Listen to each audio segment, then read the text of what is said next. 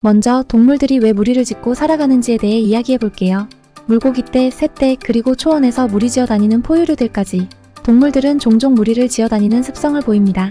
리처드 도킨스는 그 이유를 이기적인 유전자의 관점에서 설명하고 있습니다. 동물들이 무리를 짓는 이유는 서로를 보호하기 위한 것이 아니라 오히려 자신을 보호하기 위해서라는 것입니다. 이런 설명은 해밀턴의 이기적 무리의 기하학이라는 이론에서 잘 나타납니다.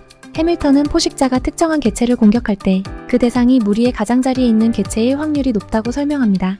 그래서 동물들은 무리의 가장자리에 머물기를 꺼려하며 끊임없이 무리의 중심으로 이동하려는 경향이 있다는 거죠. 이 과정에서 무리의 밀도가 점점 높아지고 결과적으로 전체 무리는 더 밀집하게 됩니다. 하지만 이 모든 과정이 이타적인 목적에서 나온 것이 아니라 각 개체가 자신의 생존 가능성을 높이기 위해 행동한 결과라는 것이죠. 그럼에도 불구하고 무리 생활의 이익은 분명합니다. 예를 들어 황제 펭귄이 서로 몸을 맞대고 체온을 유지하는 모습을 떠올려 보세요. 극지방에서 펭귄들이 혼자라면 체온을 유지하기 어렵겠지만 무리를 이루면 서로의 몸에서 발생하는 열로 체온을 유지할 수 있습니다.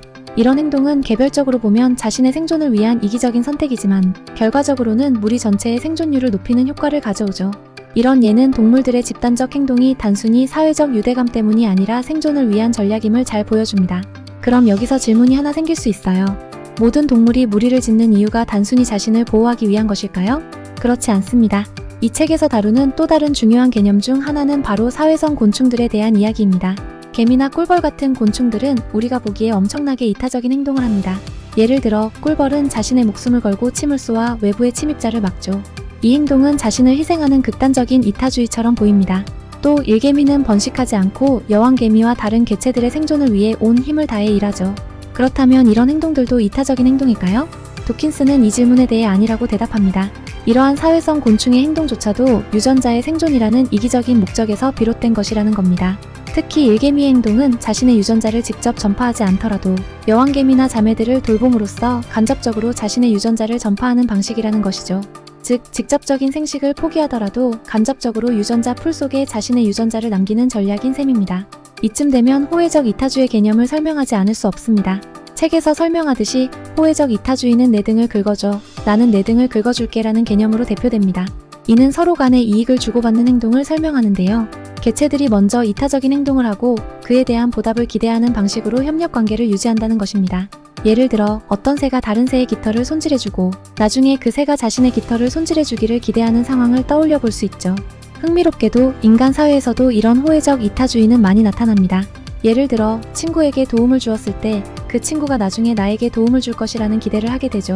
이때 중요한 것은 기억과 개체 식별 능력입니다. 우리는 누가 나에게 도움을 주었는지 또 내가 누구에게 도움을 주었는지를 기억하고 그 기억을 바탕으로 상호작용을 합니다. 트리버스는 인간의 심리적 특징 중 질투, 죄책감, 감사하는 마음 등이 이러한 호혜적 이타주의의 결과라고 설명하기도 합니다. 즉, 우리는 서로의 관계를 잘 유지하기 위해 자연스럽게 이런 감정을 느끼게 된다는 것입니다. 이 책의 또 다른 재미있는 부분은 상리공생에 대한 설명입니다. 동물들 간에 서로 도움이 되는 관계가 생겨날 때 그 관계는 안정적이고 지속적으로 유지될 수 있습니다. 개미와 진딧물의 관계가 좋은 예인데요. 개미는 진딧물이 분비하는 단물을 받아먹고 진딧물은 개미의 보호를 받습니다. 이렇게 서로 이익을 주고받는 관계를 통해 생태계가 유지되는 것이죠. 그런데 여기서 끝이 아닙니다. 이타적 행동이 실제로는 이기적 전략일 뿐이라는 이 책의 논지는 여기서 멈추지 않습니다. 책에서는 청소어라는 작은 물고기와 대형 어류의 관계도 소개되는데요. 청소어는 대형 어류의 몸에 붙은 기생충을 제거해주고 그 대가로 기생충을 먹이로 삼습니다. 대형 어류는 청소어에게 공격하지 않고 기생충을 떼어내게 두죠. 그런데 이 관계에서도 사기꾼이 나타납니다. 청소어를 흉내내어 대형 어류에게 접근한 뒤 기생충 대신 대형 어류의 살을 뜯어먹는 물고기가 있죠. 이런 사기꾼이 등장하면서 대형 어류와 청소어 간의 신뢰는 흔들릴 수 있지만 여전히 이 관계는 유지됩니다. 왜냐하면 청소어가 제공하는 이익이 대형 어류에게는 너무나 중요하기 때문이죠. 결국 이 모든 이야기를 통해서 우리가 알 수 있는 것은 모든 생명체의 행동은 유전자 생존이라는 궁극적인 목표를 위해 설계되었다는 것입니다. 그리고 이러한 행동은 때로는 이타적으로 보이지만 그 본질은 철저히 이기적이라는 것이죠. 책의 후반부에서는 바이러스와 같은 기생생물들에 대한 설명도 등장합니다. 바이러스는 스스로 살아남기 위해 기생하는데 이 역시 유전자 생존의 한 형태로 볼 수 있다는 것이죠.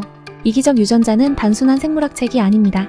이 책은 우리가 왜 이런 행동을 하는지, 그리고 우리가 왜 이렇게 진화해 왔는지에 대한 깊은 통찰을 제공합니다. 인간뿐만 아니라 모든 생명체는 자신의 유전자를 다음 세대로 전달하기 위해 이기적으로 행동하며 그 과정에서 협력, 이타주의, 그리고 상호 이익이라는 개념들이 탄생하게 됩니다.